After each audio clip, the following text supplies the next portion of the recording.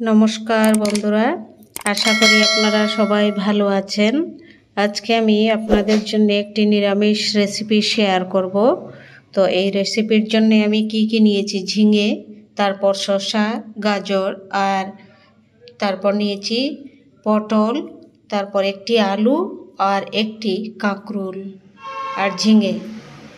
এগুলো দিয়ে খুব সুন্দর, চলুন দেখে নেবেন আমি কিভাবে বানাই। প্রথমে আমি 3 চামচ তেলের মধ্যে অল্প একটু সয়াবিন ভেজে নিচ্ছি।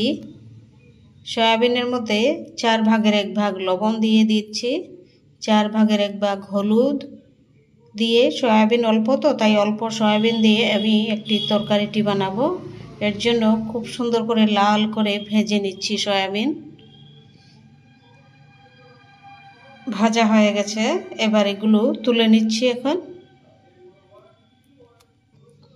এই সয়াবিন ভাজার তেলের মধ্যেই অল্প একটু গোটা জিরা ফোড়নে দিয়ে দিচ্ছি, তারপর তেজপাতা, শুকনো লঙ্কা। এখন দিয়ে দিচ্ছি একটি আলু। এখন দিয়ে দিচ্ছি সব সবজিগুলো।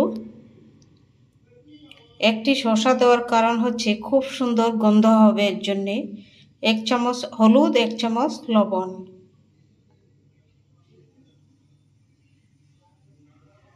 এক চামচ হলুদ আর লবণ 1 চামচ দিয়ে আমি 4-5 মিনিট এটি খুব সুন্দর করে সাঁতলে নেব।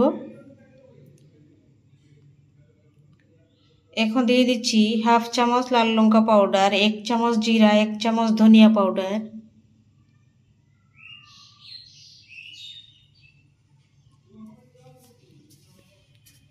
এগুলো দিয়ে 10 মিনিট আমি ঢাকা দিয়ে সাঁতলে নেব। মশলার যেন কাঁচা গন্ধ না থাকে ততক্ষণ পর্যন্ত আমি 10 মিনিট খুব সুন্দর করে সাঁতলে নেব ঢাকা দিয়ে। এখন দিয়ে দিচ্ছি হাফ চামচ আদা বাটা। এখন 10 মিনিট আমি ঢাকা দিয়ে খুব সুন্দর করে মশলা সবজি কষিয়ে নেব। খুব ভালো করে মশলা যেন কষানো হয়ে যায়। ঢাকা দিয়ে রেখে দেব 10 মিনিট। হয়ে গেছে, দেখুন খুব সুন্দর ভাজা ভাজা হয়েছে, মশলার গন্ধও নেই, কাঁচা গন্ধটা। এখন সয়াবিন দিয়ে দিচ্ছি, ভেজে রাখা সয়াবিন দিয়ে আরও 2-3 মিনিট আরও সাঁতলে নিচ্ছি। এখন আর ঢাকা দিচ্ছি না। সবজিগুলো দিয়ে দিচ্ছি 3টি কাঁচা লঙ্কা, তারপর 1 কাপ গরম জল।